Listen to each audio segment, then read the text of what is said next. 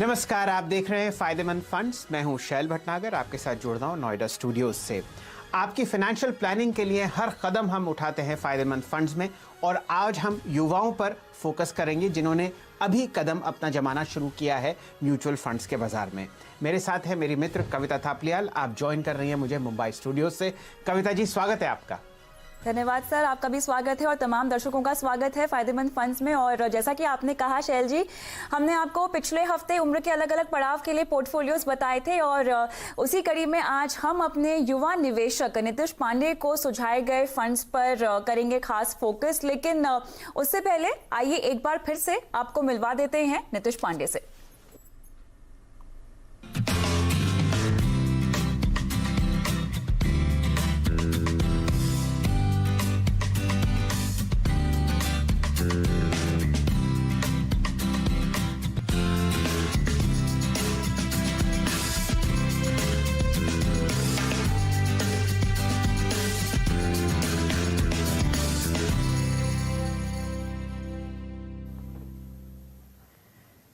तो आप हैं नीतीश पांडे, उम्र है 25 साल, लेकिन सोच बहुत गहरी है।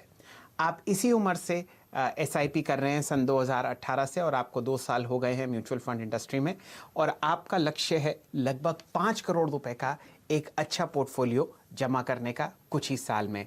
अभी फिलहाल आप लगभग 10,000 रुपये इन्वेस्ट कर रहे हैं। कुछ आपका एग्जिस्टिंग पोर्टफोलियो था जो हमारे मित्र श्री ओमकेश्वर सिंह साहब ने बिल्कुल फेरबदल किया है। ओमकेश्वर सिंह साहब rankmf.com म्यूचुअल फंड वेबसाइट के सीईओ हैं, और लगभग 2 दशक से बहुत शानदार तरीके से राय दे रहे हैं अपने म्यूचुअल फंड पोर्टफोलियोज पर। ओम जी, स्वागत है आपका।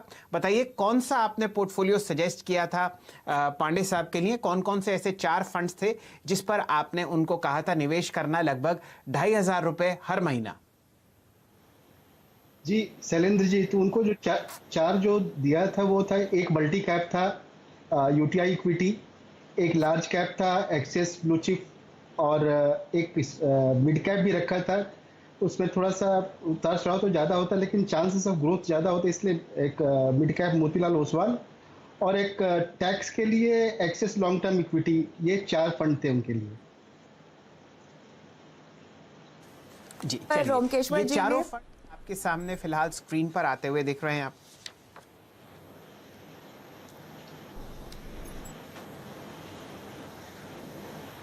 जी, ये चारों फंड्स आपके सामने स्क्रीन पर आते हुए दिख रहे हैं। UTI equity fund, axis blue chip fund, Motilal Oswal mid cap 30 और axis long term equity fund. ये हमारे ओमकेश्वर सिंह साहब ने सजेस्ट किया था नीतीश पांडे साहब को। लेकिन आपके लिए आज एक बहुत सरप्राइज पैकेज है। हमारे साथ यूटीआई इक्विटी फंड के जो फंड मैनेजर हैं श्री अजय त्यागी साहब, वो हमारे साथ जुड़ रहे हैं। त्यागी साहब, स्वागत है आपका फायदेमंद फंड्स में। बताइए, किस हिसाब से आप फंड इंडस्ट्री को देख रहे हैं? फिलहाल एक आपको इंट्रोडक्शन देते हैं त्यागी साहब का। त्यागी साहब सन 2016 जनवरी से यूटीआई इक्विटी फंड के फंड मैनेजर हैं। आप एक चार्टर्ड फाइनेंशियल एनालिस्ट हैं, और आपने दिल्ली यूनिवर्सिटी से शानदार मास्टर्स इन फाइनेंस किया है। ऐसा नहीं है कि यूटीआई के साथ आप सन 2016 से ही जुड़े हैं, पिछले 2 दशक से आप यूटीआई में काम कर रहे हैं, सन 2000 से। त्यागी साहब, स्वागत है आपका फायदेमंद फंड्स में।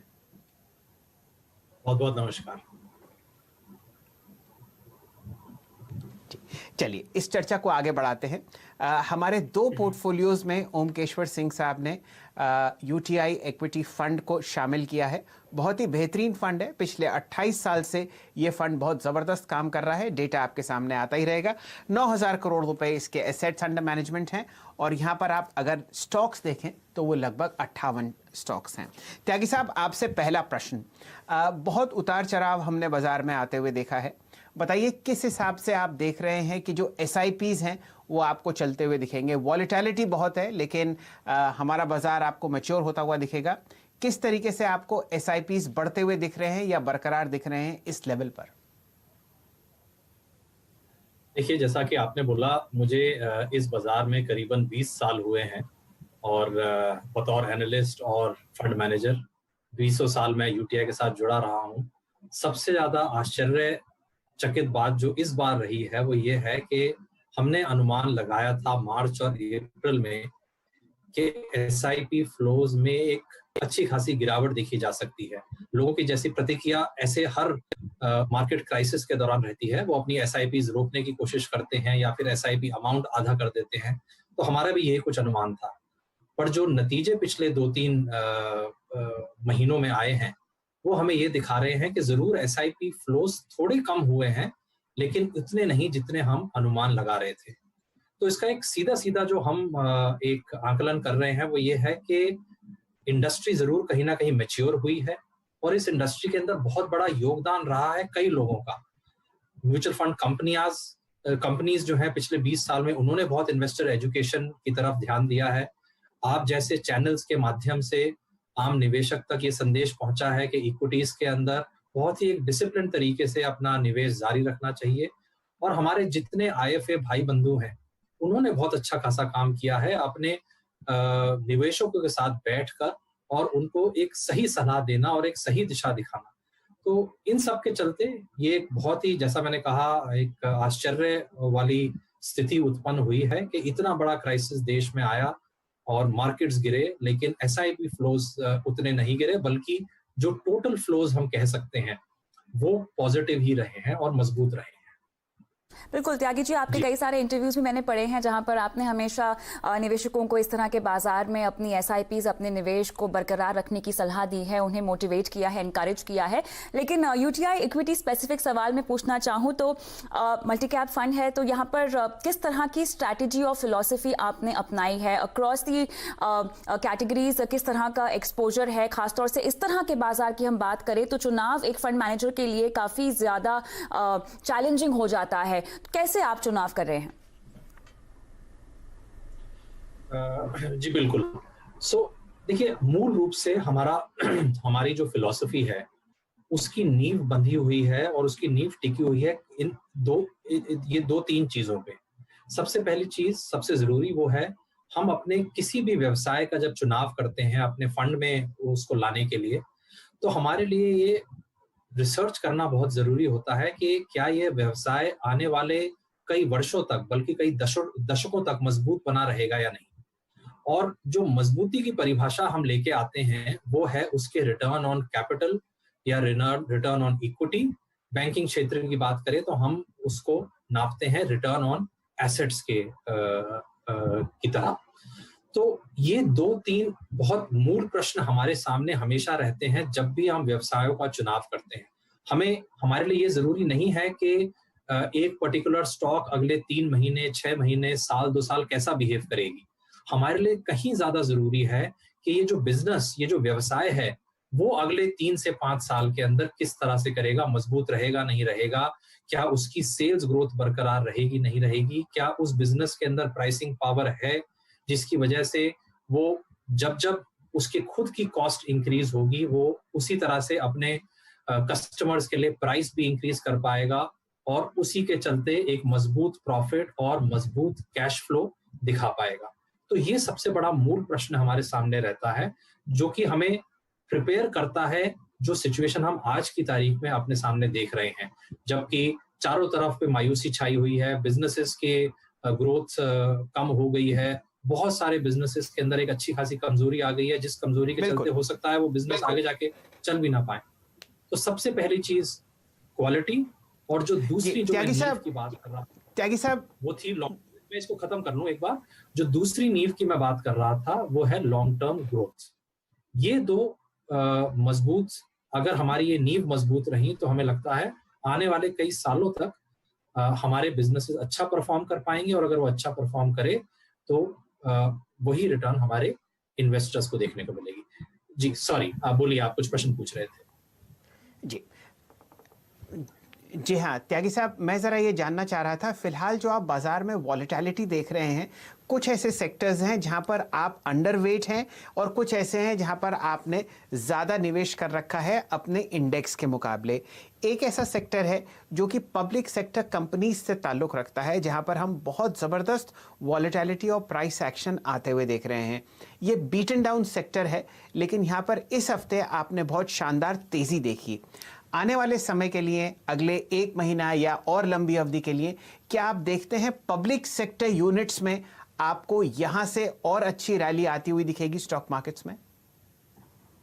जी, देखिए मैं अपना उत्तर दो भागों में दूंगा। सबसे पहला कि बाजार में अगले 1 महीने क्या होने वाला है या 2 महीने क्या होने वाला है, उसका आकलन हम कभी नहीं लगाते।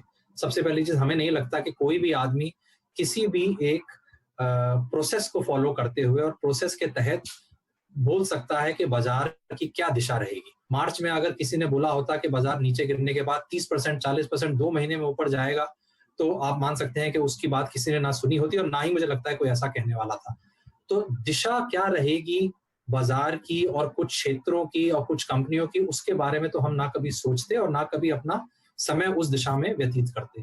दूसरी जरूरी चीज, आपने बोला कि ये पीएसयू कंपनीज कैसा करेंगी। देखिए, मैंने आपको इससे पहले प्रश्न में उत्तर दिया था कि हमारे जितने भी रिसर्च है वो केंद्रित रहती है कि व्यवसाय मजबूत रहेगा या नहीं, व्यवसाय प्रॉफिटेबल है या नहीं, व्यवसाय में ग्रोथ आएगी या नहीं, उसी दिशा में व्यवसाय की मैनेजमेंट कितनी स्ट्रांग है या नहीं।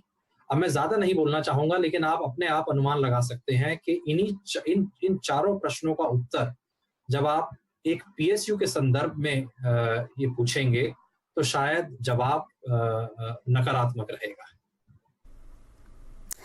त्यागी जी, यहाँ पर केमिकल सेक्टर को लेकर किस तरह का आपको लगता है कि प्रेडिक्शन या आपका स्टैंड रह सकता है? खासतौर से अगर हम चाइना के मद्देनजर बातों को समझना चाहें तो फैक्ट्रीज जो हैं वो मूव हो जाएंगी, सप्लाई चेन्स यहाँ पर काफ़ी हद तक डाइवर्सिफाई होगा।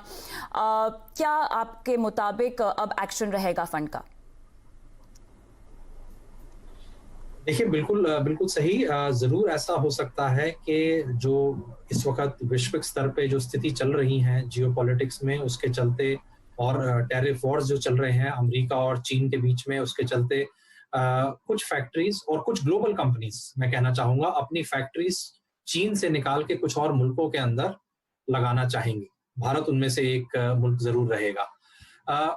इसमें दो चीजों का हमें ध्यान रखना है। सबसे पहली चीज, देखिए, केमिकल क्षेत्र के अंदर कुछ ही कंपनीज हैं जिन्होंने पिछले दशक में एक अच्छी खासी प्रॉफिटेबल ग्रोथ दिखाई है। ग्रोथ बहुत कंपनीज ने दिखाई है, लेकिन प्रॉफिटेबल ग्रोथ केवल कुछ ही कंपनीज ने दिखाई है। तो पहले तो आपको अपना पूरा ध्यान उन कंपनीज पे केंद्रित रखना है। दूसरा, उनमें से आपको चुनाव उन कंपनीज का करना है जो अब बहुत ही एक बड़ा साइज हैंडल करने की क्षमता रखते हैं। जाहिर सी बात है, अगर आप मान लीजिए फर्ज करिए 1000 टन प्रोड्यूस कर रहे थे और ग्लोबल स्तर की बहुत बड़ी कंपनियां अपनी फैक्ट्री उठा के चाइना से हिंदुस्तान में लाना चाहेंगी, तो वो 1000 टन की जगह आपको शायद 10,000 टन बनाना पड़े। क्या आप में उतनी क्षमता है? क्या आप उतने बड़े प्लांट बहुत जल्दी लगा सकते हैं? क्या आपकी बैलेंस शीट उतनी स्ट्रांग है कि वो ये सब खर्चा झेल सके और उसके बावजूद प्रॉफिटेबल रहे? तो इन सब प्रश्नों का उत्तर लेने के बाद ही आपको फाइनली कुछ एक कंपनीज का चुनाव करना पड़ेगा जो इस अपॉर्चुनिटी को बखूबी एक्सप्लॉइट कर सकती हैं। चलिए त्यागी साहब, आप बहुत ही शानदार तरीके से समझा रहे हैं कि केमिकल सेक्टर में आपको क्यों तेजी आती हुई दिख रही है। मैं एक प्रश्न आपसे पूछना चाह रहा था कि आगे आने वाले साल 1.5 साल में या और लंबी अवधि के लिए कौन से 3 ऐसे सेक्टर्स हैं जहां पर आप निवेश करने की उम्मीद करते हैं, उन लेवल्स पर जहां पर आपका अभी थोड़ा कैश पोर्टफोलियो में है? जरूर। सबसे अच्छी बात यह है कि आपने हमें 3 साल का समय दिया और 3 साल का दायरा को लेते हुए आपने प्रश्न पूछा। बैंकिंग एंड फाइनेंशियल सर्विसेज क्षेत्र जरूर हमारे फंड के अंदर एक बहुत ही कोर होल्डिंग के रूप में रहेगा। जैसे जैसे कंजम्पशन ग्रोथ इस देश में बढ़ेगी, भले ही वो गाड़ियों की सेल रहे या एलईडी टीवीज की या मोबाइल फोन्स की या वाइट गुड्स की सेल रहे, मुझे लगता है कहीं ना कहीं कंज्यूमर फाइनेंस एक बहुत इम्पोर्टेंट एक कदम रहेगा कंज्यूमर्स के लिए इन सब चीजों को खरीदने का। तो फाइनेंशियल सर्विसेज की बैंक्स या फिर non banking financial services companies जो कि रिटेल क्रेडिट के ऊपर फोकस्ड हैं, मुझे लगता है आने वाले समय में उनके अंदर अच्छा खासा बिजनेस अपॉर्चुनिटीज मिलेंगी। और अगर वो बहुत स्ट्रॉन्ग क्रेडिट क्वालिटी को अपने सामने रखते हुए बिजनेस कर रहे हैं, स्ट्रॉन्ग अंडरराइटिंग क्वालिटी को अपने सामने रखते हुए अपना बिजनेस बढ़ा रहे हैं, तो जाहिर सी बात है वो वैल्यू भी क्रिएट करेंगे और उनकी मार्केट कैपिटलाइजेशन भी बढ़ेगी। दूसरा सेक्टर जो मुझे लगता है इस वक्त बहुत ही ज्यादा बीटन डाउन है, बैंकिंग सेक्टर में तो पिछले केवल 2-3 महीनों के अंदर गिरावट देखी गई, लेकिन ऑटो सेक्टर में पिछले 2 साल से गिरावट का दौर जारी है और इस पेंडेमिक और इस कोविड के चलते वो दौर जारी रहा भी है लास्ट 2-3 महीने। इस क्षेत्र के अंदर भी हमारा ये मानना है कि ट्रांसपोर्टेशन, जब भी कोई इकोनॉमी बढ़त की तरफ जाती है और निजी आय लोगों की बढ़ती है, क्योंकि इकोनॉमिक एक्टिविटी और इकोनॉमिक ग्रोथ की वजह से पर कैपिटा इनकम या फिर निजी इनकम आप कहीं बढ़ती है, लोग पब्लिक ट्रांसपोर्ट के साथ साथ निजी ट्रांसपोर्ट भी लेते हैं। तो इंडिया के अंदर आज की तारीख में केवल 2% कार पेनिट्रेशन है। 100 में से केवल 2 लोगों के पास खुद की कार्स हैं। यही आंकड़ा अगर आप इमर्जिंग मार्केट्स का देखें तो करीबन 15% लोगों के पास निजी गाड़ियां हैं, और अगर आप डेवलप क्षेत्र के मुल्कों पे जाएं, डेवलप कंट्रीज पे जाएं, तो यही आंकड़ा 40% है। जाहिर सी बात है कि 2% से ऊपर उठ के हम कभी ना कभी 3 और 5 और 7 की तरफ बढ़ेंगे, और ये एक मूल कारण है हमारे बहुत सकारात्मक होने का इस क्षेत्र के प्रति। हमें लगता है passenger cars as well as two wheelers, दोनों ही कंपनीज, दोनों ही सेगमेंट्स के अंदर, ऑटो सेक्टर के अंदर, ऑटो क्षेत्र के अंदर हमें आने वाले कई सालों तक और दशकों तक ग्रोथ देखने को मिलेगी। बिल्कुल त्यागी जी, बहुत बखूबी आपने पूरी यहाँ पे चर्चा की है। मेरे ख्याल से वो जो तमाम दर्शक जो फंड मैनेजर के काम को नहीं समझते हैं, उन पे भरोसा नहीं करते हैं, इस पूरे डिस्कशन को सुनकर उनको बिल्कुल यहाँ वजह मिलती है कि फंड मैनेजर पर भरोसा करें, अपने पैसे को उनके हाथ में दे और वो निवेश करें। लेकिन ओमकेश्वर जी, यूटीआई इक्विटी फंड आपकी पहली पसंद रहा है। लगभग न सिर्फ हमारे एक पोर्टफोलियो में, हमने अक्रॉस एज ग्रुप जो पोर्टफोलियो बनाए हैं शो के लिए खासतौर से, उनमें भी आपने इसको बार बार दोहराया है। त्यागी जी की बात सुनकर और जिस तरह से इन्होंने फंड की आने वाली रणनीति और शेयरों के चयन को समझाया, क्या लगता है आपको आगे चल के भी इसकी ये रफ्तार बनी रहेगी? जी कविता जी, सिंपल है। हम जब देखते हैं कि अभी आज निवेश से कहाँ पे निवेश करें, तो देखते हैं कि जो क्वालिटी ऑफ पोर्टफोलियो है वो कैसा है और वो किस भाव पे अवेलेबल है। तो अगर जब तक quality of portfolio UTI equity में रहेगा, हमारे लिए हमेशा पसंदीदा रहेगा और वो कंटिन्यू करते रहेंगे। So completely on quality of portfolio, pass performance से कम्प्लीटली हम लोग इग्नोर करते हैं। केवल देखते हैं कि आज का पोर्टफोलियो क्या है, उसका मार्जिन ऑफ सेफ्टी क्या है, उससे अपॉर्चुनिटी जो है वो होने का काफ़ी हाई रहता है, वो देख करके हम लगते हैं। और कंसिस्टेंटली जब से रैंक एम हम लोगों ने चालू किया है, तो करीब 1.5-2 साल से हमने देखा है कंसिस्टेंटली टॉप 5 फंड में हमेशा रहा है। बाकी सब ऊपर नीचे आए गए, लेकिन ये कंसिस्टेंसली बहुत अच्छा पोर्टफोलियो मेंटेन करके रखा है। और टर्नओवर रेशियो बहुत ही कम है, यानी कि आप ये जैसे सोच सकते हो कि जो स्टॉक्स ये लेते हैं उसको बार बार नहीं बदलते। तो इसके कारण भी ये समझ में आता है कि इनका जो कन्विक्शन है कि इन्वेस्ट कर करके पैसा कमाया जाए, तो वो कन्विक्शन काफ़ी अच्छा है। तो वो सब देखते हुए प्लस इनका TER भी डिसेंट है। ये सारा चीज़ जो देख करके ये लगता है कि ये फंड काफ़ी अच्छा है और इसमें कोई भी रिटेल निवेशक लगा करके अच्छा वेल्थ क्रिएट कर सकता है। चलिए, इसी नोट पर त्यागी जी बहुत बहुत शुक्रिया समय निकालकर आज CNBC आवाज़ और फायदेमंद फंड से जुड़ने के लिए। हम रुकेंगे छोटे से ब्रेक के लिए और ब्रेक के उस पार नीतीश पांडे के पोर्टफोलियो पर डालेंगे नजर और साथ ही आपके तमाम सवालों के जवाब भी देंगे। अगर आप अपना पोर्टफोलियो बनाना चाहते हैं तो कौन सा आपका फंड पहला होना चाहिए, इसकी भी राय लेंगे ओमकेश्वर जी से इस छोटे से ब्रेक के बाद।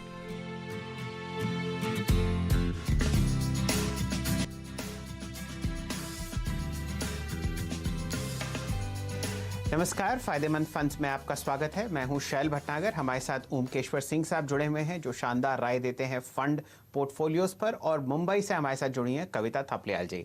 हमारी आज कॉलर हैं रत्ना जी।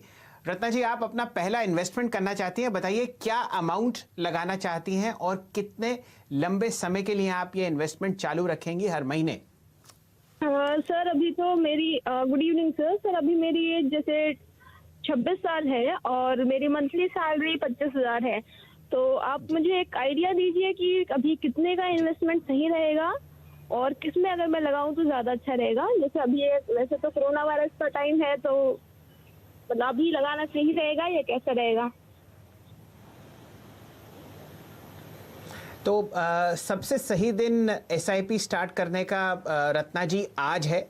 आप बेहिचक होके पैसे लगाएं और मेरे ख्याल से अगर आप 10% अपनी सैलरी का इन्वेस्ट करते हैं तो आपको फंड बताएंगे ओमकेश्वर जी कि किस में आपको एक शानदार SIP शुरू करना चाहिए। सिंह साहब बताइए, कोई आपको स्टॉक पसंद आ रहा हो रत्ना जी के लिए?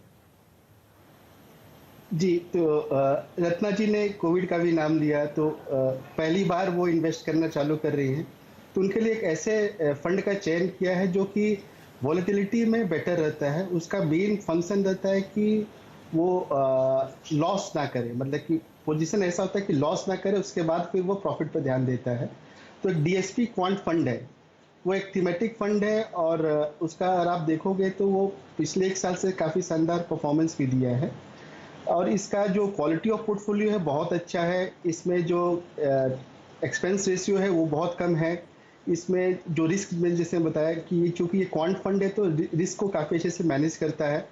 और इसलिए इसमें जो टॉप होल्डिंग्स हैं उसमें भी आप देखोगे टॉप 10 होल्डिंग करीब 43% जो है, उसमें से 3 HDFC ग्रुप के ही हैं, जैसे HDFC bank, HDFC life, Bajaj finance, Bajaj Finserv. तो ट्विंस सारे जितने भी अच्छे quality, Asian paints, Tata consultancy, तो इसका जो क्वालिटी ऑफ पोर्टफोलियो है बहुत अच्छा है। और इसका जो तरीका है, जो इन्वेस्ट करने का तरीका है, वो भी काफ़ी सटीक है इस वोलेटाइल मार्केट में।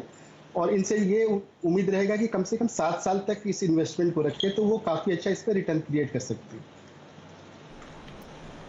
ऑलराइट, चलिए आगे बढ़ते हैं। और अगला सवाल ईमेल के जरिए हमारे दर्शक ने हमें भेजा है, राघवेंद्र जी, और इनकी उम्र 38 साल की है। इनकी मासिक आय की बात करें तो ओमकेश्वर जी 32,000 रुपए ये कमाते हैं, जिसमें से 20,000 रुपए का इनका हर महीने का खर्चा भी है। और इन्हें अपने बच्चे की पढ़ाई के लिए 10 साल में लगभग 12 लाख रुपए जुटाने हैं। और फिलहाल कह रहे हैं कि 22 साल में बच्चे की शादी भी करनी है, उसके लिए 25 लाख रुपए भी चाहिए। और इनके पास निवेश के लिहाज से अगर देखा जाए तो पोस्ट ऑफिस RD है, 3,000 रुपए हर महीना ये डाल रहे हैं। इमरजेंसी के लिए ultra short term debt fund में ये निवेश करना चाहते हैं। तो मेरे ख्याल से फोन लाइन पर हमारे पास नहीं है ये, क्योंकि तो बहुत सारी डिटेल्स की कमी है। लेकिन ओमकेश्वर जी, फिलहाल अगर ये 20,000 रुपए का इनका मंथली एक्सपेंस है, जिसमें से ये लगभग 12,000 रुपए अगर निवेश करना भी चाहते हैं तो कहाँ करें?